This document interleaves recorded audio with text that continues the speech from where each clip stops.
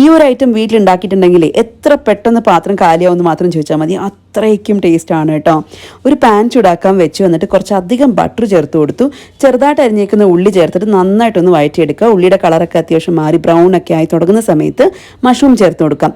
Whole mushroom ആയിട്ടോ അല്ലെങ്കിൽ slice ആയിട്ടോ എങ്ങനെ വേണമെങ്കിലും ചേർത്ത് കൊടുക്കാം. എന്നിട്ട് എല്ലാം നന്നായിട്ടൊന്ന് ഇളക്കിയതിന് ശേഷം അടച്ച് വെച്ചൊന്ന് വേവിക്കണം. വെള്ളമെല്ലാം ഒന്ന് ഇറങ്ങി തുടങ്ങുന്ന സമയത്ത് കുറച്ച് ഉപ്പും ഗാർലിക് പൗഡറും ചേർത്തിട്ട് നന്നായിട്ടൊന്ന് ഇളക്കിയെടുക്കുക.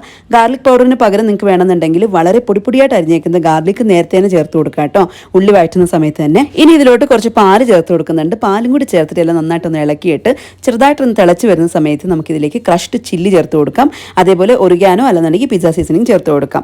ഏത് വേണമെങ്കിലും ചേർക്കാം, ഓപ്ഷനിലാണ് കേട്ടോ. അപ്പോൾ അതുകൂടി ചേർത്തിട്ട് എല്ലാം നന്നായിട്ടൊന്ന് മിക്സ് ചെയ്ത് തിളച്ച് വരുന്ന സമയത്ത് ഇതിലേക്ക് ഏറ്റവും ലാസ്റ്റായിട്ട് ഫ്രഷ് ക്രീമും ചീസും പിന്നെ പെപ്പർ പൗഡറും ഇത്രയും കൂടി ചേർത്തിട്ട് നന്നായിട്ടൊന്ന് മിക്സ് ചെയ്തെടുക്കുക. കുറച്ച് മല്ലിയിലും കൂടി ഇട്ട് കഴിഞ്ഞാൽ അടിപൊളി ടേസ്റ്റ് ആയിട്ടുള്ള യമ്മി ആയിട്ടുള്ള ബട്ടർ ഗാർലിക് മഷ്റൂം റെഡിയാണ്. ട്രൈ ചെയ്ത് നോക്കൂ.